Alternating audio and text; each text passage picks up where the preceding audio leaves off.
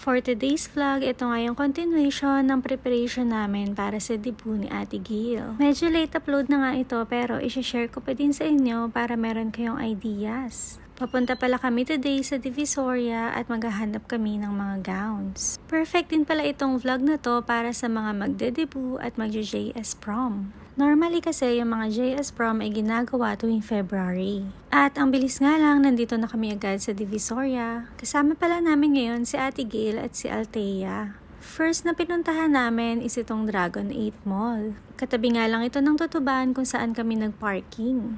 Kung meron nga kayong dalang sasakyan, pwede kayong magparking sa Tutuban. Ang parking rate nga nila doon is 70 pesos for 3 hours. 30 pesos naman for exceeding hours. Nag-ikot-ikot na nga kami dito ni Ate Gail at Althea para makita namin yung mga gowns na available. Napansin ko nga lang din na konti lang dito yung mga gowns na pang JS or pang debut. Nakita nga namin na more on pang weddings, pang abay, at pang flower girls yung available. Kaya kung mga gowns na pang kasal yung hanap nyo o kaya magpupunta kayo sa mga wedding events, dito kayo pumunta sa Dragon 8 Mall. Pagbaba nyo nga sa Divisoria, makikita nyo na agad yung Tutuban, tapos katabi naman niya itong Dragon 8 Mall na kulay green na building. Madami din pala dito ang mga sequins dress, tapos mga pangbata. Siguro mga gagamit dito is yung mga flower girls. Meron din namang mga pang 7th birthday ng mga bata.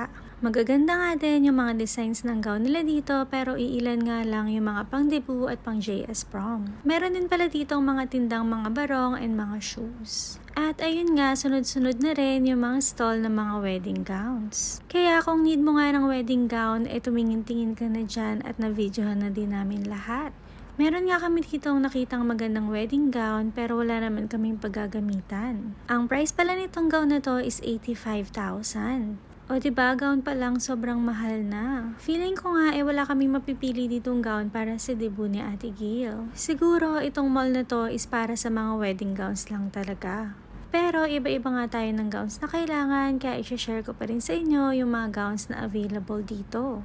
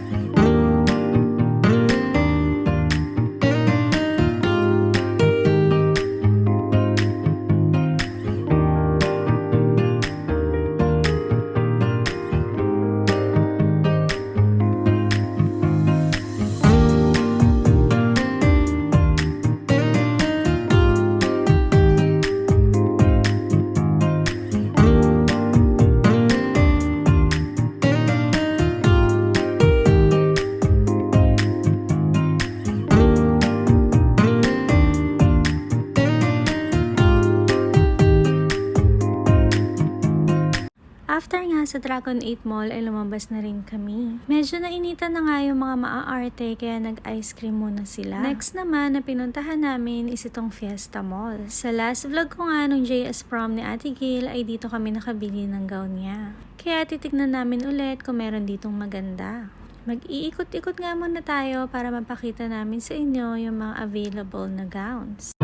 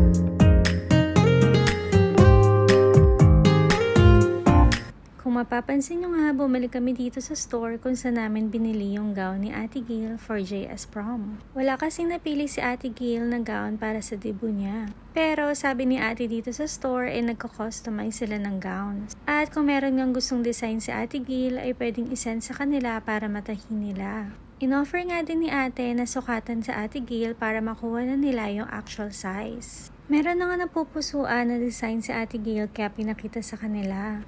Kung tatanungin nyo nga yung prices ay iba-iba, depende kung ilang layer yung gusto mo at kung anong tela ang gagamitin. Hindi pa namin na-finalize kung anong design yung gusto ni Ate Gail kaya mag-uusap na lang sa messenger. After nga ng pagsusukat-sukat ay umalis na rin kami agad at tumingin pa sa ibang stall. Hindi ko pa pala nasabi kanina na ang gusto ni Ate Gail na kulay ay color maroon. Ito pala yung design ng mga gown sa ibang stalls. After that, pumunta naman kami dito sa Tabora Street para sa mga souvenirs sa debut ni Ate Gail. Kaliwat kanan nga yung mga nagtitinda dito ng souvenirs kaya sigurado na marami kang choices. After ng souvenirs ay namili naman kami dito ng mga prutas. Meron din pala dito nagtitinda ng shakes at fresh fruits ang gamit nila. After namin bumili ng shakes ay nakita nga nila Ate Gail itong pangtanghulu. Muscat grapes nga yung tawag dito at mas crunchy ito kaysa sa mga ordinary grapes na binibili natin. After nyan, dito naman kami sa 168 pumunta. Wala nga tayo napili na gown for today's video kaya maglalakwat siya na lang tayo. Char. Mahilig nga mag-nail si Ate Gail at Althea kaya tumingin-tingin muna sila ng mga products dito. Magaganda nga yung design ng mga nails dito, medyo pricey nga lang, nagre-range siya sa 400 to 700 plus. After nga namin sa nails, dito naman sila namili ng mga tops. Ang cute nga ng mga sleeveless tops dito sa store na to, kaya medyo madami din nabili si Ate Gail and Althea. Perfect nga itong mga tops na to para sa summer. Pwede din itong i-partner sa pants o kaya naman patungan ng jackets. Magaganda na din yung quality niya, tapos meron pa siyang mga foam sa loob, kaya hindi mo na kailangan mag-bra. Kung ano-ano na nga lang yung mga nabili namin dito sa Divisoria at hindi naman yun yung pinunta namin. Char. After nga mamili ng mga hindi kailangan, bababa naman kami sa lower ground floor. Meron din kasi ditong mga gowns at ipapakita ko sa inyo yung mga designs.